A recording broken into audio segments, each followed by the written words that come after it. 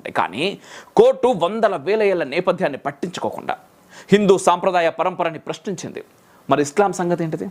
ఆ మతంలో స్త్రీలు మసీదులోకి ప్రవేశించలేరు, కొన్ని సందర్భాలు పరిస్థితుల్లో ఖురాన్ పఠించలేరు. క్రైస్తవ మతంలోనూ ప్రీస్ట్గా ఎదిగే అవకాశం స్త్రీలకు అస్సలు లేదు. ఇవన్నీ వివక్షలే కదా ఆ లెక్క ప్రకారం. కేవలం హిందూ స్త్రీల, అది ఒక వయస్సుకు సంబంధించిన కొందరు ఆడవారు మాత్రమే శబరిమల ఆలయ ప్రవేశం చేయలేరు. అక్కడ వివక్షని కనుగొన్న సుప్రీంకోర్టు ఇస్లాం క్రిస్టియానిటీలో స్త్రీల పట్ల వివక్ష గురించి ఎందుకు ప్రశ్నించలేదు? 9th వన్, సిఏఏ చట్టానికి వ్యతిరేకంగా చెలరేగిన నిరసనల విషయంలో అచేతనంగా సుప్రీంకోర్టు. షహీన్బాగ్ నిరసనలు, సిఏఏ చట్టానికి వ్యతిరేకంగా కొనసాగిన అల్లర్ల సమయంలో కోర్టు వైపు నుంచి ఎటువంటి నిఖార్సైన ఆదేశం కూడా రాలేదు.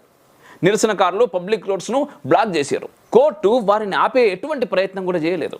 ఇది చట్టాన్ని అపహాస్యం చేయడం కాకుంటే ఇంకేంటిది? ఇలాంటి ధోరణి వల్ల హిందువుల్లో ఆగ్రహం పెరగకుండా ఉంటుందా? ఇవి ఆనంద రంగనాథన్ సంధించిన 9 ప్రశ్నలు. సంవత్సరం పొడవు